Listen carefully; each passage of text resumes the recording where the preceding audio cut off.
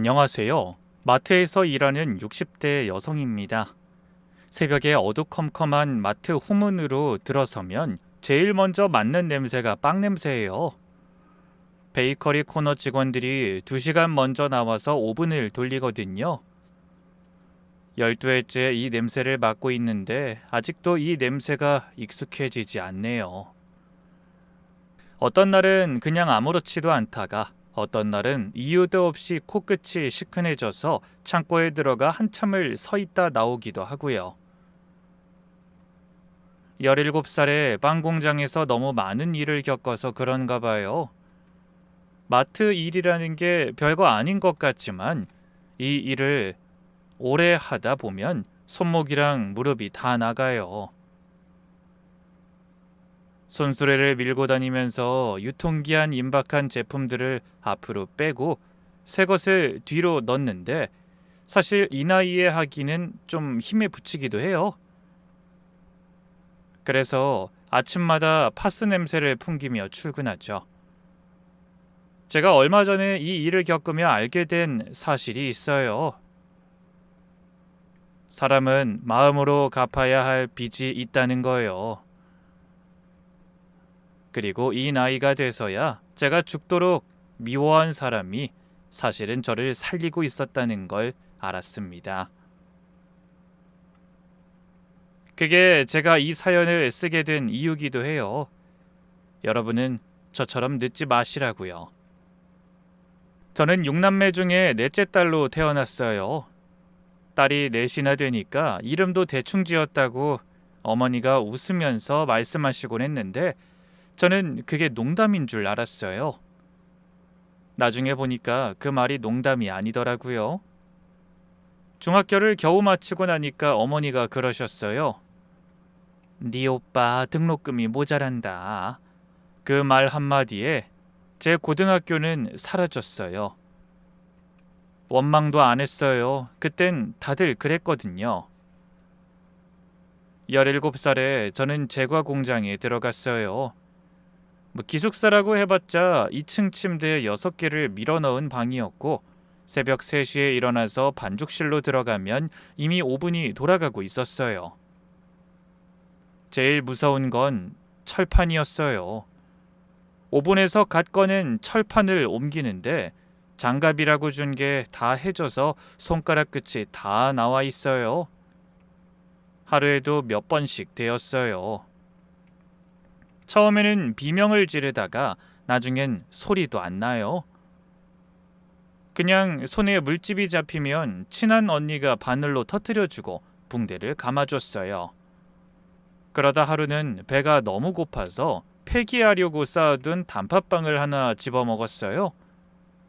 그걸 반장한테 들켰는데 그 사람이 제 뺨을 때리면서 그러더라고요. 이거 돈이야. 네 입으로 지금 들어간 게 다 돈이라고. 알아? 저는 빵을 입에 문 채로 맞았어요. 그날 밤에 기숙사에서 울면서 생각했어요. 평생 전 남의 빵만 만들고 내 건 못 먹는 사람이 되겠구나 하고요. 지금도 마트에서 하필 제 자리가 베이커리 코너 바로 옆인 것도 벌인가 싶어요. 그렇게 번 월급은 그대로 집으로 붙였어요. 3년을 그렇게 붙였는데 엄마한테 온 편지에는 늘 오빠 소식만 있었어요. 그러다 23살 되던 해 아버지가 돌아가셨어요. 하필이면 명절 대목이라 공장이 24시간 돌아갈 때였어요. 반장님한테 사정했는데 손이 모자란다면서 절대 안 된다고 하더라고요. 결국 발인 날도 못 갔어요. 3일장 마지막 날 밤에 반죽기 앞에서 울면서 밀가루를 부었죠. 그게 제 인생에서 처음으로 늦은 일이었어요. 그 뒤로 저는 자꾸 늦는 사람이 됐어요. 어머니는 몇 년 후에 가셨는데 새벽에 눈을 감으실 때까지 어머니 입에서 제 이름은 한 번도 안 나왔어요. 네 오빠 혼자 두면 안 된다. 네가 누나 노릇 좀 해. 오빠 밥 잘 챙겨주고. 마지막까지 오빠 얘기만 하고 가신 어머니를 미워하지도 못하고 그리워하지도 못한 채로 살았어요. 그러니까 사랑받는 법을 배운 적이 없어서 누가 저한테 잘해주면 어쩔 줄 모르고 도망치는 사람이 된 거죠. 25되던 해 겨울이었어요. 공장 앞 골목에 국밥집이 하나 있었는데 야간 일 끝나고 언니들이랑 국밥 한 그릇 먹는 게 그 시절 유일한 사치였어요. 그날 제 옆 테이블에 남자 하나가 앉아 있었어요. 국밥은 시켜놨는데 안 먹고 그냥 앉아만 있는 거예요. 김이 다 빠지도록요. 처음엔 술 취한 사람인가 했는데 술 냄새도 안 났어요. 그러다 주인 아주머니가 그 사람한테 뭐라고 하는 걸 듣고 알았어요. 앞자리에 앉았던 할아버지 국밥값을 대신 내주는 바람에 자기 돈이 모자랐던 거예요. 그래서 먹지도 못하고 나가지도 못하고 그냥 2시간 가까이 그렇게 앉아 있었던 거죠. 그래서 제가 그 국밥값을 냈어요. 지금 생각하면 제가 왜 그랬나 싶은데 그땐 그냥 저 사람이 너무 안 돼 보였어요. 그 사람이 제 남편이 됐어요. 남편은 전라남도 고흥에서 올라온 배관공이었어요. 28에 서울에 와서 남의 집 화장실을 뚫고 보일러 고치면서 사는 사람이었는데 제가 나중에 알게 된 그 사람의 가장 큰 문제는 거절을 못하는 거였어요. 누가 부탁하면 자기 밥그릇을 내주는 사람이었어요. 그게 좋아서 결혼했는데 결국 그것 때문에 인생이 무너졌으니 참 얄궂죠. 연애할 때도 이런 일이 있었어요. 그날 제가 잔업이 걸려서 밤 11시에 나왔는데 공장 담벼락에 그 사람이 서 있는 거예요. 6시부터 서 있었대요. 삐삐도 없던 시절이라 연락할 방법이 없으니까 그냥 서 있었다는 거예요. 영하 10몇 도였어요. 얼굴이 하얗게 얼어서 말도 제대로 못하는데 손을 자꾸 주머니에 넣더라고요. 왜 그러냐니까 제 손 녹여주려고 자기 손 데우는 중이래요. 제가 그때 화를 냈어요. 얼어 죽으면 어쩌려고 그러냐고요. 그랬더니 그 사람이 제 손을 잡고 그러더라고요. 내가 평생 따뜻하게 해줄게. 그 말이 참 22년이 지나도 안 잊히더라고요. 결혼 전 시댁에 인사를 갔어요. 고흥까지 버스를 3번 갈아타고 갔는데 마당에 유자나무가 있는 흙집이었어요. 근데 그날 아침에 제가 뭘 했는지 아세요? 제 손을 숨겼어요.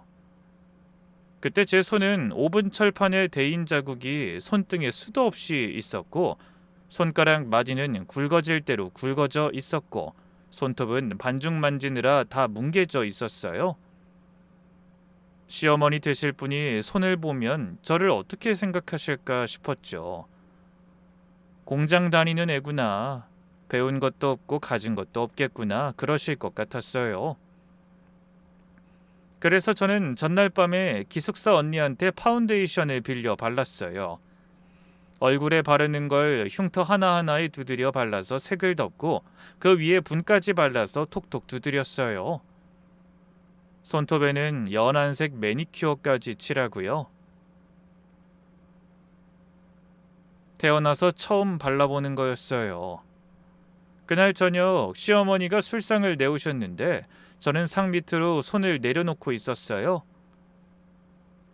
그러다 잔을 받으려고 두 손을 내밀었는데 그분이 제 손을 한참 보시더라고요. 그러더니 상을 도로 물리면서 딱 한마디를 하셨어요. 자는 딱 보니 살림 못하겠다. 손 좀 봐라. 저 손으로 뭘 하겠냐. 저는 그 자리에서 아무 말도 못했어요. 남편이 뭐라고 하려는 걸 제가 겨우 붙잡아 말렸고요. 화장실 간다고 나와서 뒷곁 수도가에서 한참 울었어요. 얼마나 우스운 일이에요. 굳은 손을 감추려고 분을 발랐더니 고생도 모르고 곱게만 자란 아가씨로 봤다는 거잖아요. 저는 수돗물을 틀어놓고 손등을 박박 문질렀어요. 분이 벗겨지면서 얼룩덜룩한 흉터가 다시 올라오는데 그걸 보고 있으니까 더 서러웠어요. 이걸 보여드릴 걸 그랬나 싶다가도 그럼 더 무시하시겠지 싶고요. 그 뒤로도 저는 어머니한테 살가운 말 한마디를 들어본 적이 없어요. 결혼하고 몇 년 후에 아들을 낳았어요. 반지하에서 살던 시절이었고요. 남편은 배관 일을 다녔고 저는 아이 없고 부업으로 봉투를 붙였어요. 아이가 3살 되던 해 새벽에 고흥에서 전화가 왔어요. 시댁 부엌에서 불이 났다고요. 기름솥이 넘쳐서 옷에 불이 붙었는데 어머니가 그걸 맨손으로 끄려다가 오른손하고 팔, 목까지 심하게 데셨다는 거예요. 남편은 그때 지방 현장에 내려가 있어서 바로 못 갔어요. 저는 아이를 업고 첫 차를 탔어요. 병원에서 2주 있다가 집으로 왔는데 문제는 그때부터였어요. 화상이라는 게요. 흉터도 흉터지만 진물이 계속 나오고 그게 붕대에 베어서 방 안에 냄새가 가득 차요. 하필 그때 시누이도 이혼 소송 중이라서 어머니를 돌볼 형편이 아니었어요. 그래서 그 집에 저 혼자 남았어요. 3살 배길 마당에 내려놓고 저는 매일 새벽에 붕대를 불었어요. 17에 배운 게 그때 쓰였어요. 진물을 소독솜으로 닦아내고 연고를 얇게 펴바르고 붕대는 손가락 사이사이를 벌려서 감아야 나중에 손가락이 붙지 않는다고 공장 다닐 때 배웠거든요. 그걸 하루 2번 100일 가까이 했어요. 그동안 시어머니는 저한테 고맙다는 말을 한 번도 안 했어요. 대신 이런 말은 넌지시 하더라고요. 살림은 못하는 손이 이런 건 곧잘하네. 저는 대꾸도 안 했어요. 그냥 붕대만 감고 밥하다가 아이 보고 그랬어요. 그러던 어느 날 아침이었어요. 붕대를 감고 있는데 시어머니가 갑자기 제 손목을 잡으시는 거예요. 그리고 제 손등을 한참 들여다보시더니 그러셨어요. 이건 뭐냐? 제 손등에 화상 자국이 10개도 넘게 있었어요. 17부터 24까지 빵 공장에서 데인 자국들이요. 오래된 거라 색이 다 죽어서 얼룩덜룩했어요. 저는 웃으면서 대답했어요. 빵 굽다가 데인 거예요. 옛날에요. 시어머니는 아무 말도 안 하셨어요. 그냥 제 손을 놓고 벽 쪽으로 돌아 누우셨죠. 전 그날 손이 험해서 보기 힘드셨나 보다 했어요. 다행히 100일쯤 지나 상처는 아물었어요. 그런데 후유증이 좀 남았어요. 오른손 손가락 3개가 안쪽으로 굽은 채 굳어서 끝까지 펴지지가 않게 된 거예요. 의사 선생님은 화상이 깊었던 자리라 살이 아물면서 당겨지는 건 어쩔 수 없다고 하더라고요. 그건 저도 알아요. 머리로는 아는데 마음이 그렇지가 않더라고요. 아침에 한 번 더 풀어서 손을 펴드렸더라면 병원을 더 자주 갔으면 어땠을까? 그 생각이 밤마다 저를 붙잡았어요. 누가 제 탓이 아니라고 100번을 말해줬어도 소용없었을 거예요. 게다가 그 손 때문에 시어머니는 글씨를 못 쓰게 되셨어요. 50이 넘어서 마을회관 야학에 나가고 계셨거든요. 평생 까막눈으로 산 게 아니라고 이름 석자만이라도 써보겠다고 겨울마다 공책을 들고 다니셨어요. 이제 겨우 이름을 쓰기 시작하셨는데 하필 그 손이 굳으면서 다시는 연필을 못 잡게 되신 거예요. 전 그게 제일 마음이 아팠어요. 흉터야 가리면 되지만 그건 못 가리는 거잖아요. 서울로 올라오는 버스 안에서 아이를 안고 울었어요. 어머니 손이 저렇게 된 게 자꾸 내 탓 같다는 그 말을 저는 22년 동안 누구한테도 하지 못했어요. 반지하 생활을 5년쯤 하다가 드디어 아파트를 계약했어요. 24평이었어요. 계약서에 도장을 찍고 돌아온 날 밤에 남편이랑 둘이 방바닥에 누워서 천장을 보면서 웃었던 게 기억나요. 그날 남편이 그러더라고요. 이제 햇빛은 실컷 보고 살겠다.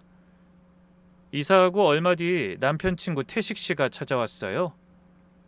고흥에서 같이 자란 친구인데 서울에서 작은 자재상을 하던 사람이었어요. 남편하고는 코 올리던 시절부터 알던 친구고 우리 결혼식 때 사회도 봐줬어요. 신혼 때부터 우리 집을 편하게 드나들던 사람이에요. 손에는 항상 뭘 들고 왔어요. 통닭이라든가 아이 크레파스 같은 거요. 얻어먹는 게 미안해서 저도 국수 같은 걸 삶아서 내놓곤 했는데 그럴 때마다 태식 씨가 남편 어깨를 툭 치면서 그랬어요. 야, 너는 진짜 장가 잘 갔어. 재수 씨한테 잘해라. 저도 고마웠어요. 서울에 아무 연고 없는 우리한테 거의 유일한 식구 비슷한 존재였거든요. 애 돌잔치도 못하고 지나갈 뻔했을 때 자기 돈으로 사진관을 잡아준 것도 태식 씨였고요. 몇 년 전부터 자재상을 시작한 게 처음엔 잘 되는 것 같더라고요. 우리 집에 올 때마다 이번에 어디 현장을 땄다, 다음엔 어디랑 계약을 한다 하면서 목소리가 커졌어요. 남편도 그럴 때마다 자기 일처럼 좋아했고요. 그런데 그해 여름쯤부터 그 사람 얼굴이 안 좋아지기 시작했어요. 살이 쭉 빠지고 술을 마시고 와서는 마루에 앉아 한참 아무 말도 안 하다가 가는 날이 잦아졌어요. 저는 대충 눈치는 챙겼어요. 어음이 물렸다는 걸 남편한테 들었거든요. 그래도 저는 그게 우리하고 무슨 상관이 있을 거라고는 생각도 안 했어요. 우리는 우리대로 아파트 잔금치를 걱정해 정신이 없었으니까요. 그런데 어느 날 저녁에 아이를 재우려는데 태식 씨가 집에 왔어요. 그날은 아무것도 안 들고 왔더라고요. 그게 좀 이상했어요. 담배만 2대를 피우더니 갑자기 방바닥에 무릎을 꿇는 거예요. 남편이 놀라서 팔을 붙잡았는데 그 손을 뿌리치면서 그랬어요. 딱 석 달만 도장 하나 찍어줘라. 나 지금 이거 안 먹으면 죽어. 태식 씨가 우리 집 마루에 무릎을 꿇었어요. 딱 3달만 도장 하나 찍어달라고요. 저는 그 사람이 돌아가고 나서 남편한테 못을 박았어요. 아무리 친하고 가족 같은 사이라도 안 되는 건 안 돼. 이거 하면 나 당신하고 못 살아. 남편이 알았다고 했어요. 그런데 며칠 후에 몰래 찍었더라고요. 전 그걸 반년이나 지나서 알게 됐어요. 그런데 태식 씨는 소리 소문도 없이 사라졌어요. 전화도 끊기고 가게까지 다 비우고요. 결국 우리 집에 빨간 딱지가 붙었어요. 남편 앞으로 넘어온 빚이 2억 8천이었어요. 그때 돈으로 2억 8천이면 어마어마한 돈이에요. 진짜 무서운 건 그 다음이었어요. 사채업자들이 집으로 오는 게 아니라 우리의 어린이집 앞에 서 있기 시작한 거예요. 6살짜리한테 아빠 어디 있냐고 물어보는데 그때 처음으로 죽고 싶다는 생각을 했어요. 시어머니도 이 일을 알고 한달음에 서울로 올라오셨어요. 결혼하고 처음으로 우리 집까지 오신 거였어요. 오시자마자 남편 뺨을 후려치셨어요. 굳은 오른손이 아니라 왼손으로요. 아들한테 그러셨어요. 너 사람 좋다는 소리 듣고 다니는 값이 이거요? 네 각시하고 네 새끼 목숨값이다 이게. 남편은 고개를 못 들었어요. 저는 부엌에서 물 끓이는 척하면서 다 듣고 있었고요. 그러다 시어머니가 부엌으로 들어오셨어요. 저는 얼른 등을 돌리고 물 끓는 냄비만 들여다봤어요. 그분이 제 등 뒤에 한참을 서 계시더니 낮은 목소리로 이러시더라고요. 인자 네가 살 길부터 봐라. 저는 무슨 말씀이신지 못 알아들었어요. 그랬더니 제 옆으로 서더니 그러는 거예요. 갈라서라고. 도장 찍고 하루빨리 나가. 저놈이 진 빚은 저놈 것이지 네 이름이 안 걸려 있을 때 나가야 너라도 산다. 애도 네가 데리고 가고. 내가 저놈한텐 죽어도 찾지 말라고 못을 박아놓을 땐께. 저는 국자를 든 채로 시어머니를 쳐다봤어요. 그 말이 너무 차갑게 들려서요. 아들 인생은 어차피 망했으니 며느리라도 털어내겠다는 소리로 들렸어요. 그때 제 나이 30 몇이었고 전 아직 사람 속을 읽을 줄 모르는 나이였으니까요. 어머님, 그게 무슨 말씀이세요? 저 사람이 나쁜 맘 먹고 그런 것도 아니잖아요. 사람이 좋아서 친구가 죽는다고 우니까 그랬는데 제가 어떻게 혼자 두고 나가요? 저 사람 지금 밤에 잠도 못 자요. 제가 나가면 저 사람 진짜 죽어요. 시어머니는 아무 대답이 없었어요. 굳은 손을 한참 주무르시더니 이 말만 하더라고요. 이 집에 들어올 때부터 인생이 꼬인 거요. 살 길 찾으라 그래도 참. 그때 저는 그 말이 저주인 줄 알았어요. 저 같은 게 우리 집에 들어와서 이 꼴이 났다, 그 말인 줄 알았어요. 그래서 저는 그날 밤 이불을 뒤집어 쓰고 울면서 생각했어요. 시어머니는 나를 며느리로 인정한 적이 한 번도 없구나. 죽을 때까지 나를 미워하겠구나 하고요. 그날 이후로 남편은 낮에는 배관 일을 하고 밤에는 건설 현장 야간을 뛰기 시작했어요. 하루에 4시간을 자는 사람이 됐죠. 제가 그만하라고 하면 웃으면서 그랬어요. 3년만 하면 원금은 까. 그해 가을이었어요. 새벽에 전화가 왔어요. 야간 현장에서 남편이 떨어졌다고요. 5층 높이였대요. 병원에 갔을 때는 이미 늦었고요. 그때 우리 아들이 11살이었어요. 장례식장에서 제가 제일 먼저 한 일이 뭔지 아세요? 우는 게 아니었어요. 아들을 화장실에 데려가 숨긴 거였어요. 빈소가 차려지자마자 사채업자들이 들이닥쳤거든요.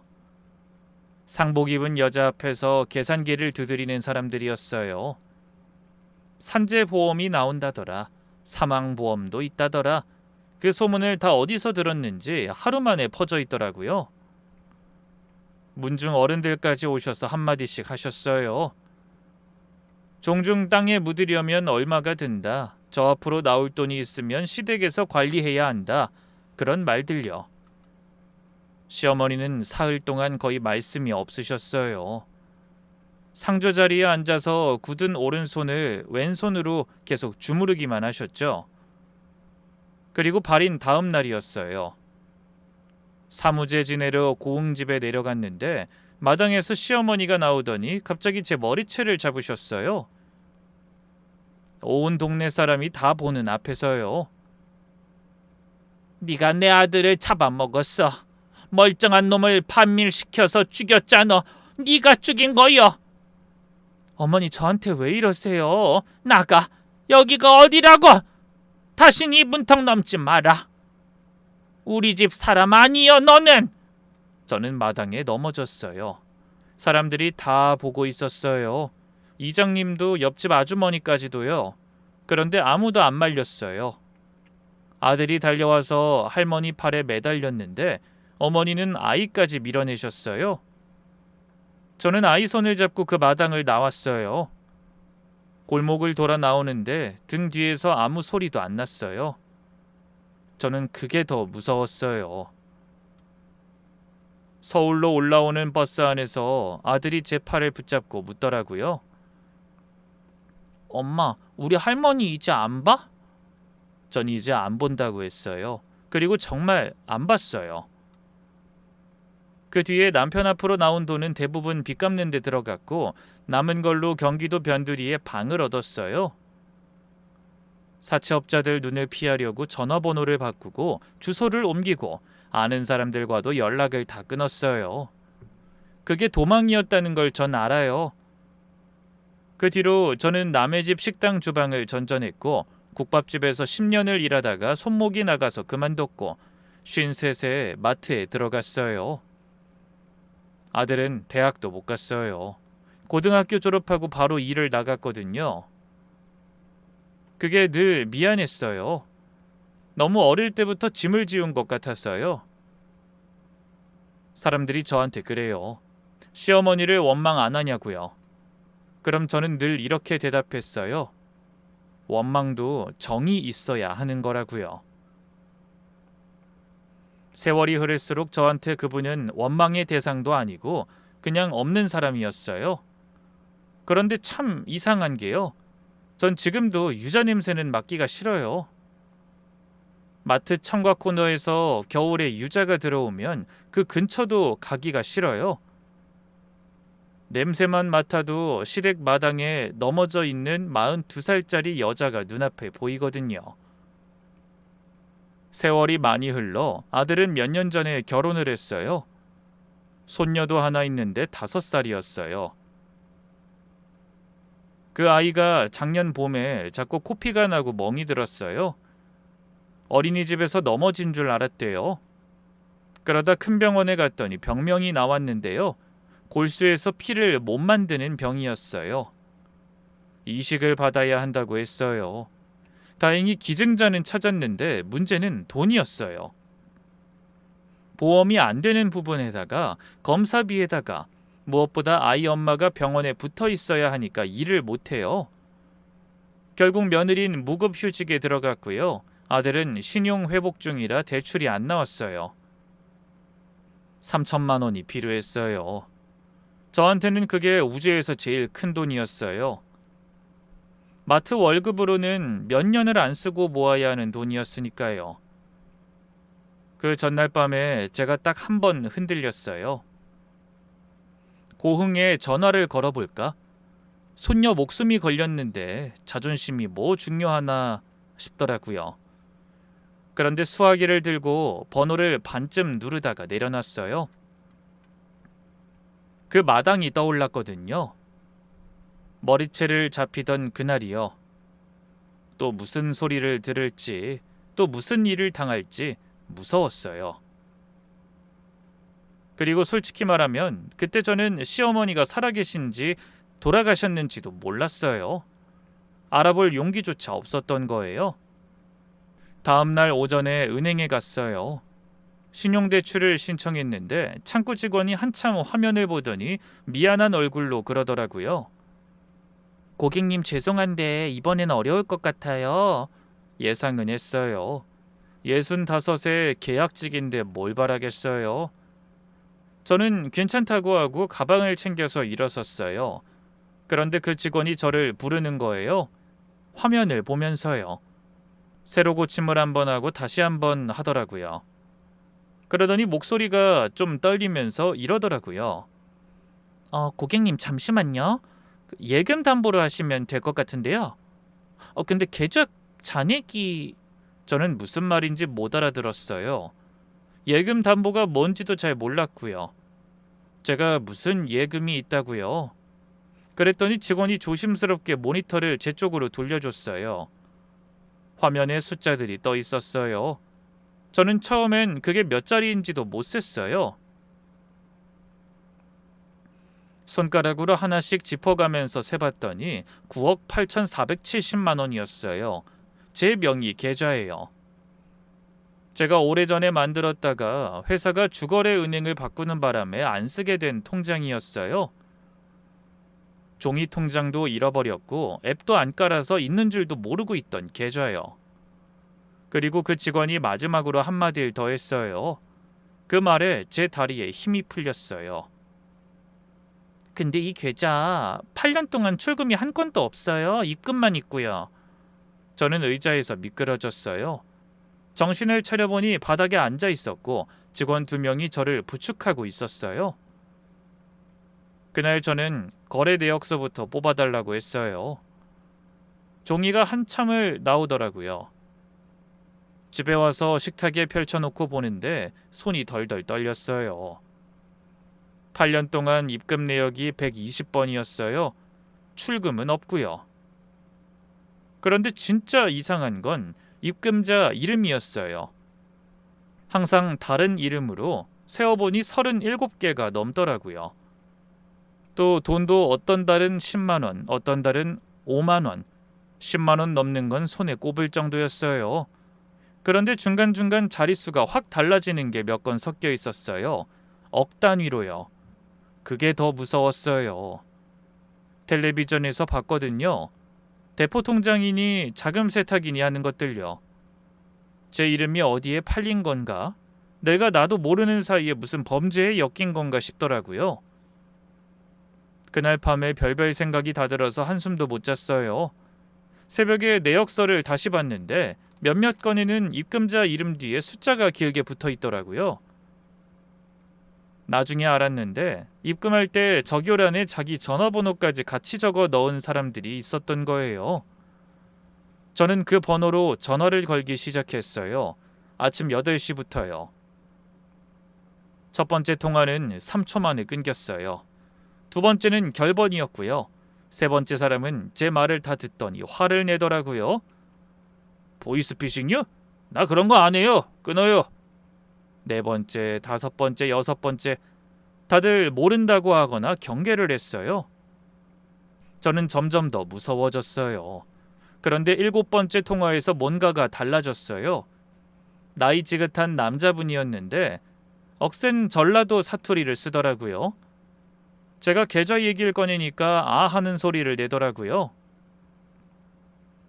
아, 그 통장이요. 그거 부님이 할매 심부름인 것 같은데 할매가 읍내 나가는 사람만 보면 붙잡고 그거 좀 넣어주시오. 그래서 나도 한 10번은 넣었을 거예요. 저는 수화기를 든 채로 아무 말도 못했어요. 오부님. 그 이름을 지금껏 입에 올린 적이 없었어요. 그 이름은 제 인생에서 지워진 이름이었으니까요. 그런데 그 남자분이 이어서 하는 말에 전 그 자리에 주저앉았어요. 근데 그 할매 요양원 들어가신 뒤부터는 심부름도 뚝 끊겼는디요. 요샌 통 못 봤쇼. 시어머니가 살아계셨더라고요. 저는 부엌바닥에 앉아서 한참을 울었어요. 왜 우는지도 모르고요. 그러다 정신을 차리고 내역서를 다시 봤는데 이상한 게 하나 있었어요. 첫 입금이었어요. 8년 전 5월 2,340만 원. 첫 건만 유독 큰 금액이었어요. 그리고 그 날짜를 본 순간 숨이 멎는 것 같았어요. 아들 결혼식 바로 다음 날이었거든요. 저는 그날 하객이 적을까봐 마트 동료들한테까지 부탁을 하고 사돈댁 볼 면목이 없어서 하루 종일 웃는 얼굴로 서 있었어요.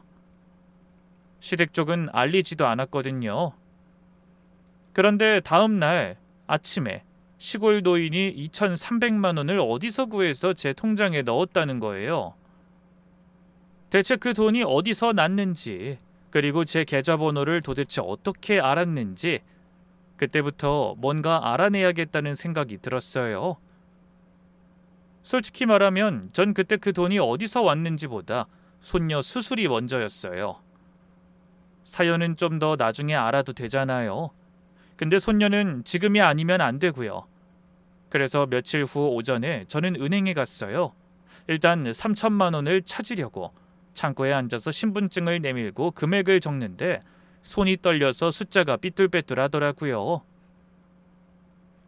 직원이 화면을 두드리다가 갑자기 손을 멈췄어요. 그러더니 잠시만요 하고 안쪽으로 들어가더라고요. 조금 있다가 나이 지긋한 남자분이 나오셨어요. 지점장이었어요.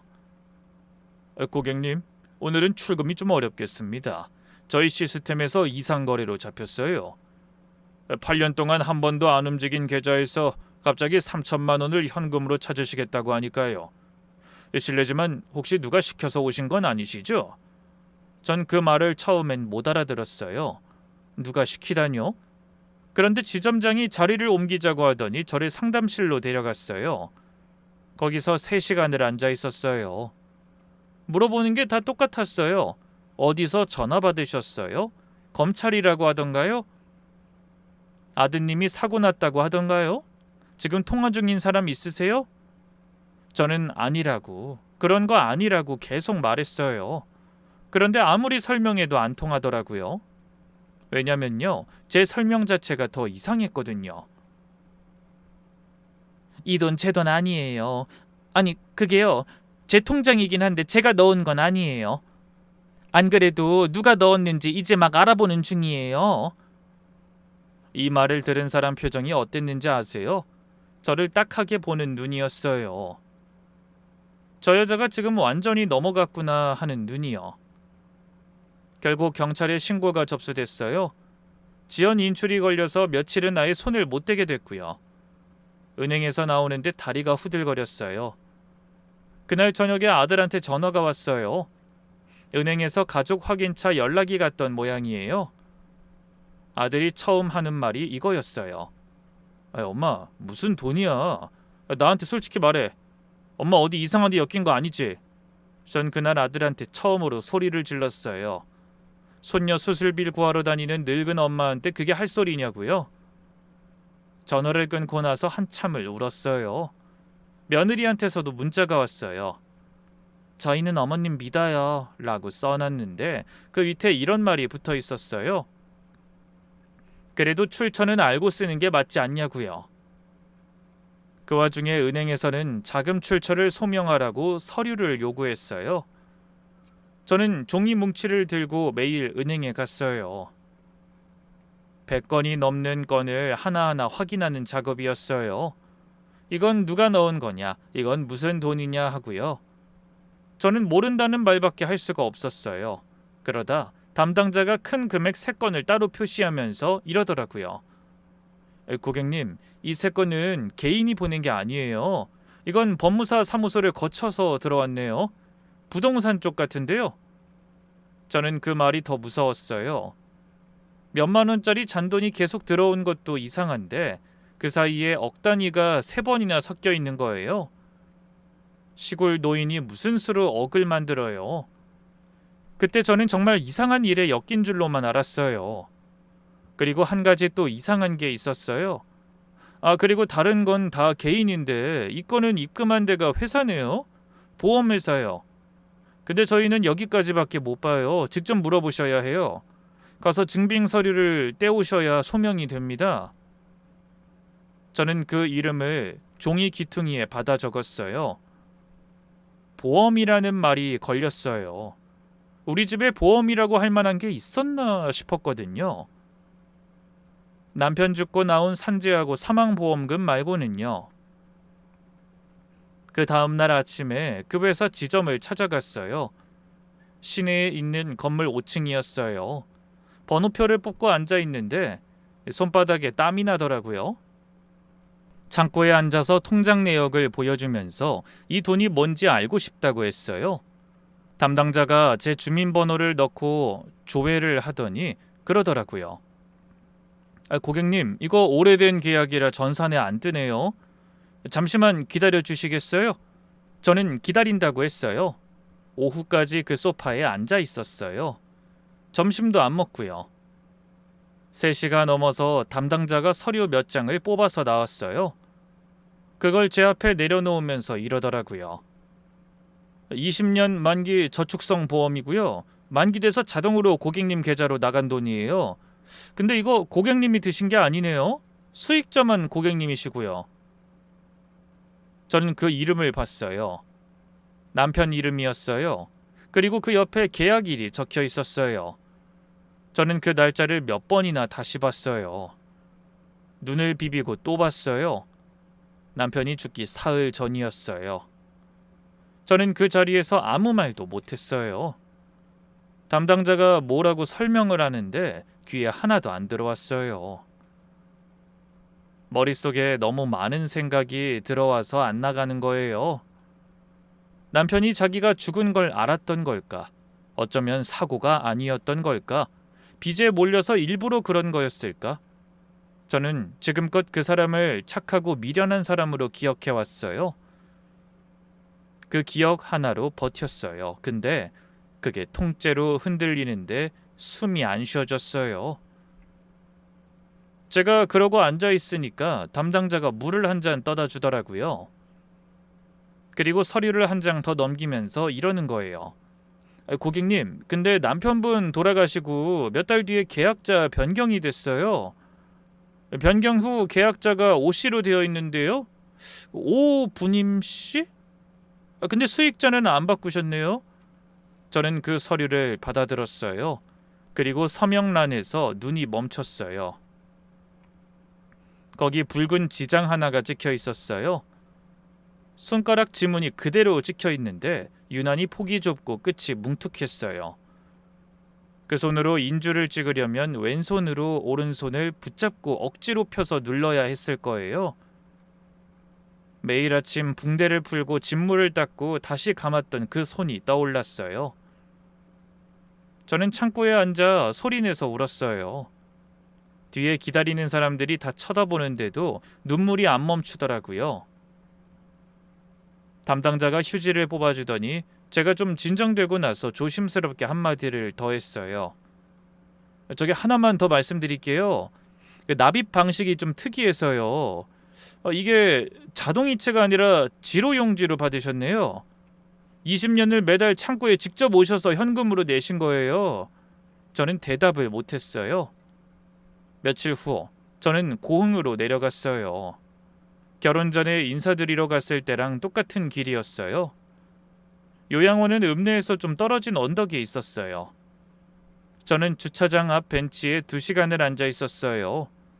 들어갔다가 또 쫓겨나면 어쩌나 싶어서요. 그때 당한 일이 아직도 너무 생생해서 못 들어가고 앉아 있는 거예요. 손에는 마트 봉지가 들려 있었어요. 제가 그걸 왜 샀는지 저도 모르겠어요. 시어머니가 있는 곳은 4인실이었고 창가 자리였어요. 문을 열고 들어가는데 다리가 안 떨어졌어요. 그런데 침대에 앉아 계신 그분은 제 기억보다 훨씬 작았어요. 마당에서 제 머리채를 잡던 사람이 이렇게 작은 사람이었나 싶더라고요.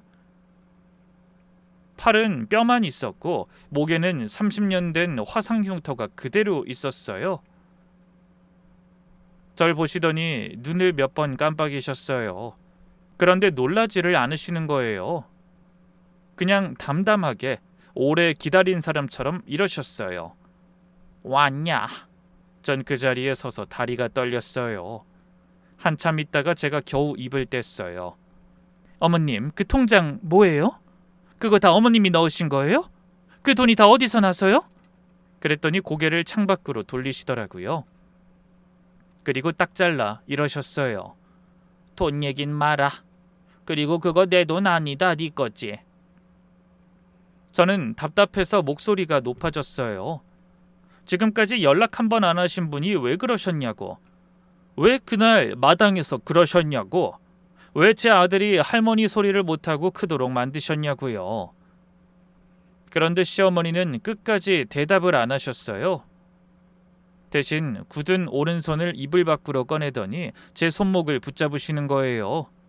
그리고 제 손등을 문지르셨어요. 손이 더 험해졌구나.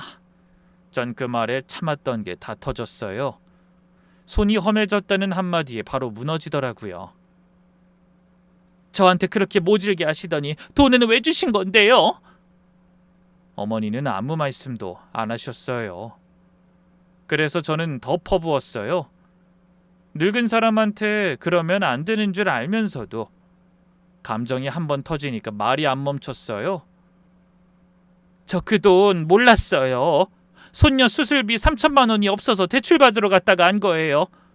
만약 그날 은행에 안 갔으면요. 어머님 돌아가시고 나서 그 통장 발견했으면요. 죽을 때까지 어머니를 미워하다가 끝났을 거예요. 그때 어머니 손이 떨렸어요. 그러더니 창밖으로 고개를 돌리시면서 이러셨어요. 넌 끝까지 몰랐어야 했어. 저는 그게 무슨 소리냐고 했어요. 그랬더니 어머니가 이러시는 거예요. 내가 죽고 나서 알았어야 했다고. 그래야 네가 편하지. 미안한 마음으로 그 돈 쓰면 그거 돈도 아니고 짐이다. 짐이요. 저는 그 자리에서 숨이 턱 막혔어요. 저는 어머니가 저를 잊었다고 생각했어요. 그런데 22년 내내 제가 그 돈을 어떤 마음으로 쓸지까지 계산하고 계셨던 거예요. 어머님, 그럼 그 보험은요?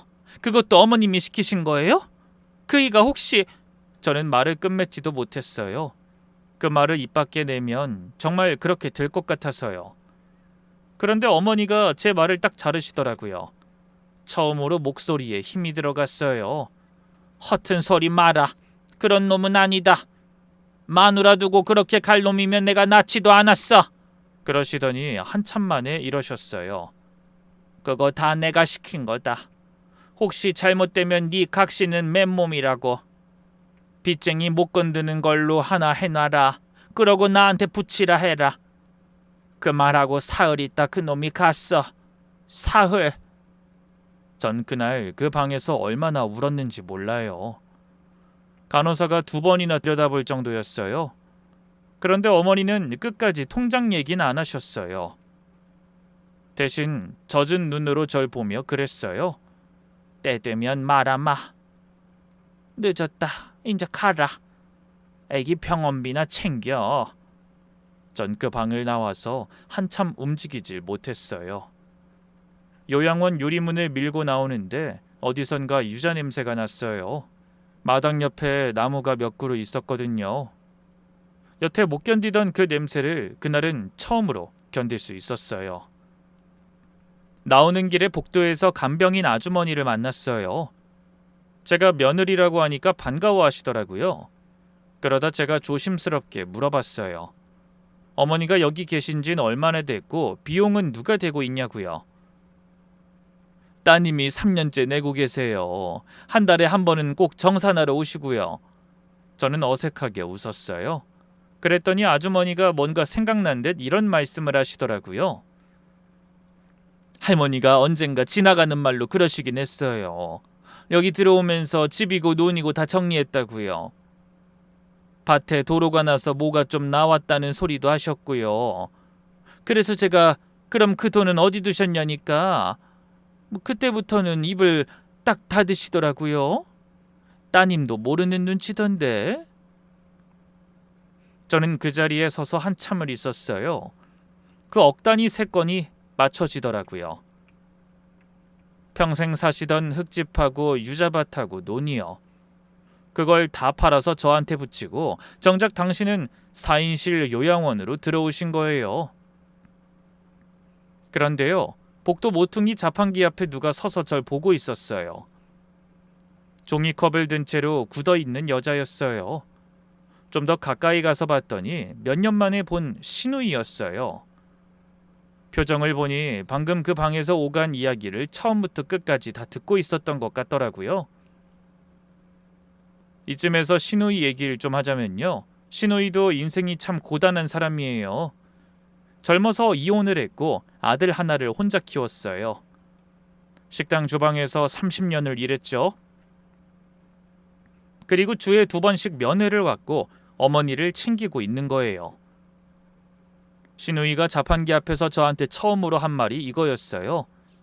옳게, 방금 그 통장 이야기는 뭐예요? 사실 저 다 들었어요. 이미 다 들은 눈치라 저도 숨길 게 없어서 액수까지 다 말했어요. 그랬더니 시누이 손에 들려있던 종이컵이 바닥에 떨어졌어요. 그리고 저를 보는데 그 눈이 지금도 안 잊혀요. 10억이요? 그러니까 우리 엄마가 올케 앞으로 10억을 넣었다고요? 나는요? 3년 동안 엄마 기저귀 갈았어요. 우리 아들 학자금 대출이 밀려도 요양원비는 먼저 냈다고요. 근데 연락 한 번 없던 사람한테 그 돈을 줬다고요? 엄마한테 물어봤을 때도 분명히 다 처분해서 빚 갚고 요양원비 냈다고만 했는데. 그 말에 저도 아무 말을 못하고 있었어요. 그랬더니 시누이가 손까지 떨며 그러더라고요. 사실 이상하다고 생각한 적은 있어요. 엄마가 통장을 절대 안 보여줬거든요. 내가 정리해드린다고 해도 됐다고만 하시고. 근데 설마 이럴 줄은 몰랐죠. 그런데 그날 이후로 일이 커졌어요. 시누이가 법률사무소를 통해서 내용 증명을 보냈어요. 전 그때 처음 알았는데요. 어머니가 살아계시니까 상속인이 유류분인이 하는 건 성립이 안 된대요. 그래서 시누이가 택한 게 어머니가 판단력이 흐린 상태에서 며느리한테 재산을 넘긴 거라고 주장하는 소송이었어요. 정확히는 모르지만 나중에 들어보니 절차가 복잡해서 제대로 될 소송도 아니었대요. 근데 그게 중요한 게 아니었어요. 일단 걸어놓기만 해도 제 통장이 묶인다는 게 문제였죠. 그러면서 제 계좌에 가압류를 걸었어요. 결국 손녀 수술비가 다시 묶였어요. 전 그날 밤 부엌 바닥에 앉아서 생각했어요. 이게 다 무슨 소용인가. 차라리 그 통장을 몰랐으면 좋았을 걸 하고요. 나중에 간병인 아주머니한테 들었는데 신우이가 서류 한 장을 들고 병실에 왔었대요. 어머니가 안 찍는다고 하니까 굳어서 안 펴지는 그 오른손을 억지로 펴서 인주에 눌렀대요. 어머니는 소리도 안 지르고 딸 얼굴을 한참 보고만 계셨다고 하더라고요. 며칠 후 밤에 신우이한테서 전화가 왔어요. 저는 받을까 말까 한참을 망설이다가 받았어요. 목소리가 술 기운이 좀 있는 것 같았어요. 옳게 나예요. 내용 증명 받았죠? 나 이거 끝까지 갈 거예요. 변호사가 그러는데 이런 건 시간 오래 걸린대요. 2년 3년도 간대요. 그동안 그 돈 한 푼도 못 써요. 그러니까 옳게가 잘 생각해요. 반씩 나누자는 것도 아니에요. 난 내 목만 달라는 거예요. 그게 그렇게 억울해요? 내가 3년 동안 저 방에서 뭘 했는지 모르잖아요. 저도 손녀 얘기를 했어요. 아이가 5살이고 지금 이식 날짜가 잡혀 있고 돈이 없으면 아이가 어떻게 되는지 모른다고요. 제발 그것만이라도 먼저 풀어달라고 빌었어요. 그랬더니 잠깐 말이 없더니 이러더라고요. 나도 아들을 혼자서 키웠어요. 근데 옳게 나도 지금 우리 애 학자금 이자도 못 내요. 남의 집 애까지 걱정할 형편이 아니라고요. 미안한데 나부터 살아야겠어요. 전화가 끊겼어요. 저는 그 자리에 앉아서 한참을 못 움직였어요. 신우이 말이 하나도 틀린 게 없어서요. 남의 집 애가 맞잖아요. 그 사람한테 우리 손녀는 얼굴도 모르는 남의 집 애예요. 그날 밤 고민을 하다가 제가 요양원으로 전화를 걸었어요. 밤 9시가 넘어 간병인 아주머니가 받으시더니 할머니 주무신다고 하시길래 깨워달라고 했어요. 수화기 너머로 부스럭거리는 소리가 한참 나더니 목소리가 들렸어요. 나다. 무슨 일이여? 전 울면서 다 말했어요. 신우이가 소송을 걸었고 통장이 묶였고 수술 날짜는 다가오는데 돈을 못 쓰게 됐다고요. 어머닌 제 말을 끝까지 다 들으셨어요. 중간에 한마디도 안 하고 계시더니 다 말하고 나서도 한참 조용하길래 끊긴 줄 알았는데 그때야 목소리가 나왔어요. 얘 울지 마라. 네가 울 일이 아니여. 그건 내가 저지른 일이고 내가 풀 일이여. 니는 아무것도 하지 말고 있어. 괜히 변호사도 사지 마. 돈 아까워. 니는 그냥 병원에나 붙어 있어. 애 손이나 잘 잡아주고 그게 네 일이여. 저는 어머님이 무슨 수로 그러시냐고 했어요. 몸도 못 쓰시는 분이 어떻게 하시겠냐고요. 그랬더니 어머니가 이러시더라고요. 내 배로 낳은 자식이다. 저거 성질도 내가 다 물려준 거여. 내 딸을 세상에서 제일 잘 아는 사람이 나여. 그러니까 네 신우는 내가 맡아서 정리할 테니까 손 떼. 그리고 하나만 명심해라. 그 돈 나오면 딴 데 쓸 생각 말고 애기부터 살려. 그 돈이 원래 그러라고 있는 돈이여. 내가 20년을 그러라고 부었어. 저는 전화기를 붙잡고 울었어요. 마지막에 어머니가 이러셨어요. 법원서 날짜 잡히면 나한테 알려라. 기어서라도 간다. 내가 시작한 일이여. 내가 끝낸다. 그런데 정작 저는 법정에 갈 일이 없었어요. 어머니가 먼저 움직이셨거든요. 요양원에 있는 사회복지사한테 부탁을 하셨대요. 위임장에 찍힌 지장이 어떻게 찍힌 건지 진술서를 써달라고요. 그리고 당신 오른손 사진을 찍게 하셨대요. 손가락 3개가 안쪽으로 굽어서 절대 못 펴는 손이요. 그걸 진술서에 붙여서 법원에 냈다고 하더라고요. 그것만이 아니었어요. 어머니는 밥을 안 드셨어요. 딸이 오면 벽쪽으로 돌아 누우셨고요. 신우이가 병실에서 소리치고 문을 쾅 닫고 나가길 수도 없이 했대요. 딸을 상대로 2주를 버티신 거예요. 링거를 꽂은 채로요. 그리고 며칠 뒤 문자가 하나 왔어요. 신우이한테서요. 인사도 없이 딱 한 줄이었어요. 소송 취하했어요. 엄마가 밥을 안 드셔서. 가압류가 풀렸다는 문자를 받은 날, 저는 마트 화장실 칸에 들어가서 소리도 못 내고 울었어요. 며칠 후에 요양원에서 전화가 왔어요. 어머니가 저를 부르신다고요. 혼자 오라고 해서 갔더니 어머니는 침대를 세워 앉은 채로 창밖을 보고 계셨어요. 그러다 대뜸 그러더라고요. 손 좀 이리 내봐라. 저는 영문도 모르고 손을 내밀었어요. 어머니가 굳은 오른손으로 제 왼손을 끌어당겨 손바닥이 위로 오게 펴셨어요. 그리고 손등부터 손목 안쪽까지 천천히 훑어보셨어요. 그러더니 당신 오른팔 소매를 거두셨어요. 30년 된 흉터가 팔꿈치까지 이어져 있었어요. 두 손이 나란히 놓였어요. 어머니가 한참을 보시다가 이러셨어요. 봐라. 너나 나나 인생이 참 닮아간다.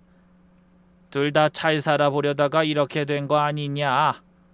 저는 아무 말도 못했어요. 어머니가 한참 말이 없으시다가 이러셨어요. 난 평생 나 좋으라고는 돈을 안 썼다. 밭에서 유자를 따면 좋은 건 다 내다 팔고 썩은 것만 먹었어. 옷도 남이 주는 것만 입었고. 난 그게 잘하는 건 줄 알았다. 근데 이 나이 돼 보니까 알것들아. 그거 착한 게 아니여. 무서웠던 거지. 나 좋으라고 쓰면 벌 받을까봐. 내 새끼한테 갈 게 줄어들까봐. 전 그 말에 목이 메었어요. 그게 제 얘기였거든요. 저도 그렇게 살았어요. 제 앞으로는 뭘 사본 적이 없어요. 그런데 어머니가 제 손을 다시 꽉 잡으시더니 이 말을 했어요. 넌 나처럼 살지 마라. 바보같이 아끼지 마. 병 고치고 남으면 제발 좀 네 앞으로 써. 비싼 신발도 사고 이도 해놓고 남들 다 가보는데 좀 가보고. 저는 울면서 그런데 돈 쓸 줄 모른다고 그랬더니 어머니가 픽 웃으시면서 이러셨어요. 그러니까 인자부터 배우라고. 해보면 또 금방 헌다. 그러다 제가 여쭤봤어요. 제 계좌번호를 대체 어떻게 아셨냐고요. 그랬더니 어머니가 베개 밑에서 뭘 하나 꺼내시는데 낡은 사진 한 장이었어요. 아들 결혼식장 접수대를 멀리서 찍은 사진요. 접수대에 세워놓은 종이가 흐릿하게 찍혀 있었어요. 혼주 계좌번호를 적어놓은 그 종이요.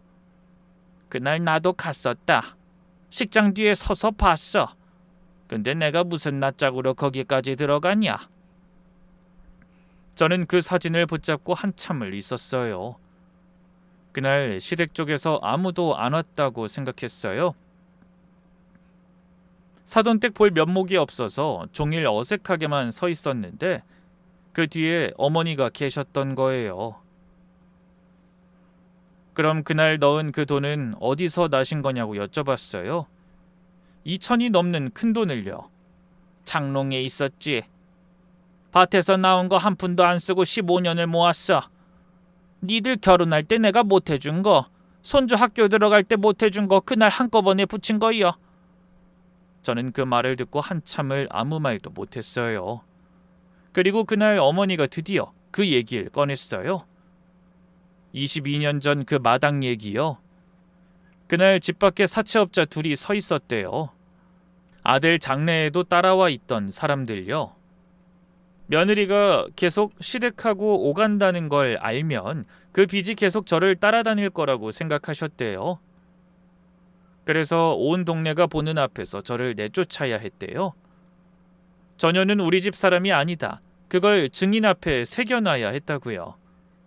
그리고 이 말을 하시는데 저는 숨이 안 쉬어졌어요. 내가 차마 오른손으론 머리를 못 잡겠더라. 그 손이 네가 붕대 감고 연고 발라주던 그 손인데 그 손으로 어떻게 네 일을 참냐. 저는 그때 기억이 났어요. 그동안 수천 번을 되새김질한 장면인데 그게 왼손이었다는 걸 그날 처음 알았어요. 어머니는 제가 나간 뒤에 그 자리에 무릎을 꿇고 1시간을 앉아 계셨대요. 이장님이 일으켜 세울 때까지요. 그리고 왜 딸도 아닌 저였냐고 물었어요. 그러자 어머니가 창밖을 보시면서 이러셨어요. 불났을 때 다 도망갔어. 근데 네가 3살 배기를 업고 왔더라. 그러고 내 진물을 닦느라고. 내가 네 손등을 보니까 흉이 말도 못하게 많더만. 평생을 다치고 데이고 살았더라고. 그러시더니 어머니 목소리가 처음으로 흔들렸어요. 그날 내가 마음으로 정했다. 우리 며느리 내가 지킨다고. 그때부터 내가 20년을 그 보험을 부었어. 그러다 보면 언젠가 뭐라도 되겠지. 며느리 줄 건 있겠지 하면서. 저는 어머니 무릎에 얼굴을 묻고 울었어요. 어머니가 굳은 손으로 제 머리를 서툴게 쓸어주시면서 마지막에 이러셨어요. 미안하다. 내가 너무 늦었다. 시집와서 처음 들어보는 말이었어요. 다음 날 저는 은행에 갔어요. 8년 만에 그 통장에서 처음으로 돈이 빠져나갔어요. 3천만 원요. 병원에서 수술 동의서 보호자란에 이름을 쓰는데 손이 떨렸어요. 그때 알았어요. 그 돈은 남편 목숨값이 아니었어요. 한 번도 얼굴을 본 적 없는 증손녀 목숨값을 20년 전부터 미리 부어 놓으신 거예요. 그리고 은행에서 나오는 길에요. 저는 태어나서 처음으로 제 신발을 한 켤레 샀어요. 어머니가 시킨 대로요. 얼마 뒤 손녀는 이식을 받았어요. 다행히 수술이 잘 됐어요. 지금은 머리도 다시 자라서 유치원에 다녀요. 저는 요즘 주말마다 내려가서 지내요. 요양원에서 걸어서 10분 거리에 빈 집을 하나 고쳐놨는데요. 1년만 더 일하고 내려올 생각이에요. 일부러 마당에 유자나무가 있는 집으로 골랐어요. 이제는 그 냄새가 좋아서요. 날이 선선해지면 유자차를 담아서 어머니한테 가요. 아유 뭐하러 또 왔냐? 좀 쉬고 놀러 댕기라니까. 그러면서 손은 이불 밖으로 내미세요. 그리고 신우이하고는 요양원 앞 벤치에서 만나요. 처음엔 서로 말도 안 했어요. 그러다 어느 날 신우이가 먼저 자기 손을 내밀더라고요. 식당 주방에서 일하느라 거칠어진 손을요. 그러고 보니 우리 3사람 손이 다 닮았더라고요. 신우이가 벤치에 앉아서 한참 자기 손을 보다가 이러더라고요. 옳게. 나 그 돈 욕심 나서 그런 거 아니야. 그땐 그냥 억울하더라고. 내가 딸인데. 근데 나중에 생각해보니까 옳게도 급했겠더라. 뭔들 못하겠어. 나라도 그랬을 거야. 저는 미안하다고 했어요. 그랬더니 손을 내저으면서 이러는 거예요. 됐어. 요새 옳게 온 뒤로 엄마도 얼마나 좋아졌는지 알아? 밥도 잘 먹고. 그거면 됐지 뭐. 그 말을 듣는데 제가 또 눈물이 나서 혼났어요. 요양원비는 이제 제가 내요. 시조카 학자금 대출도 정리해줬어요. 반씩 나누는 건 아니더라도 그 정도는 신우이 몫으로 어머니 모르게 해주고 싶었거든요. 사실 저는 언젠가부터 늘 늦는 사람이었어요. 아버지 발인에도 늦었고 어머니한텐 22년을 늦었어요. 그래도 다행인 건 아주 늦진 않았다는 거예요. 어머니가 살아계실 때 닿았으니까요. 이 글을 보고 계신 분들 중에 혹시 미워하는 사람이 있으시다면요. 그 사람이 왜 그랬는지 한 번이라도 물어보신 적 없이 덮어둔 일이 있다면 다시 열어서 제대로 보셨으면 좋겠어요. 이 일을 겪어보니까요. 미워하던 사람한테도 사정이 있더라고요. 그리고 사과는 늦을 수 있어도 마음은 늦는 법이 없더라고요. 저는 22년을 늦었지만 여러분은 부디 저보다 빠르게 해결되시길 바랄게요. 제 이야기 들어주셔서 감사합니다.